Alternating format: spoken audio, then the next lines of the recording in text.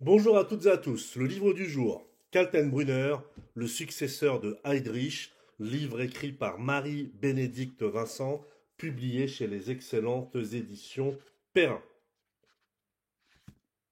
En janvier 1943, 6 mois après la mort de Reinhard Heydrich, Ernest Kaltenbrunner, un Autrichien quasi inconnu en Allemagne, est désigné pour prendre la tête de l'Office national de sûreté du Reich à Berlin. Ce dignitaire devient ainsi le chef du renseignement de l'État national-socialiste et le numéro 2 de la SS après Himmler.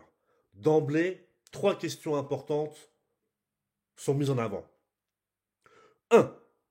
Pourquoi Kaltenbrunner est-il si peu connu de nos jours alors que les autres dirigeants du régime hitlérien, tels Goebbels ou Göring, font l'objet de nombreuses études?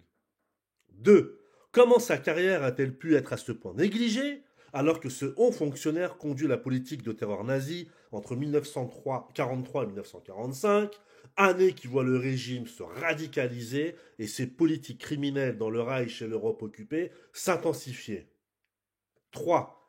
D'où vient la mise à l'écart dans la mémoire collective de cet homme, pourtant jugé par le tribunal international de Nuremberg et condamné à mort en octobre 1946. Alors l'auteur, dans son introduction, nous donne un élément de réponse. Cette ascension spectaculaire interroge inévitablement les raisons de ce choix par Himmler en décembre 1942, avec l'approbation de Hitler, et amène un deuxième enjeu en prise avec la recherche actuelle, l'importance de l'idéologie dans la carrière des hauts dirigeants du nazisme. Alors que les historiens fonctionnalistes des années 1960 et 1970, dans leurs travaux sur les structures du régime nazi, étudiaient des appareils et des institutions de la terreur, SS, Gestapo, ministère du Reich, etc., la recherche s'intéresse aujourd'hui aux acteurs, ceux qui non seulement les dirigent, mais aussi les font fonctionner au quotidien, à l'instar de Werner Best au RSHA.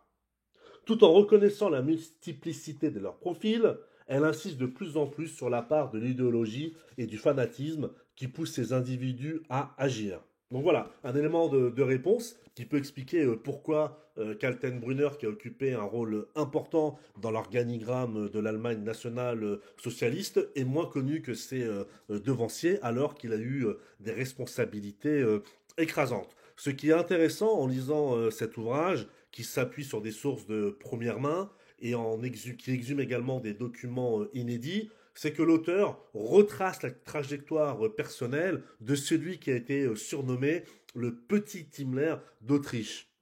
D'une manière générale, concrètement, à travers Kaltenbrunner, c'est toute l'histoire de l'Autriche nationale-socialiste que l'historienne retrace, étudie, décrypte et analyse pour nous.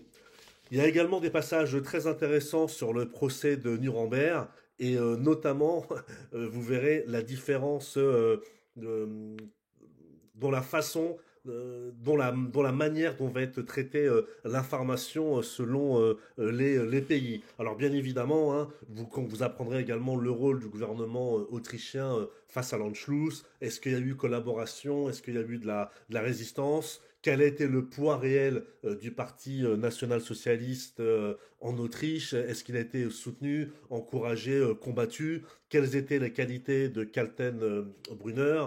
Quels étaient ses défauts? Quel a été son entourage?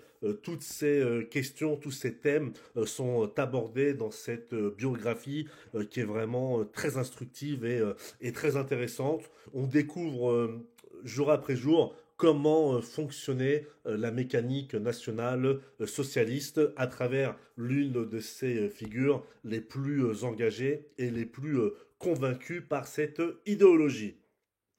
Kaltenbrunner, le successeur de Heydrich, chez Perrin, livre écrit par Marie-Bénédicte Vincent. Lisez-le, vous ne le regretterez pas.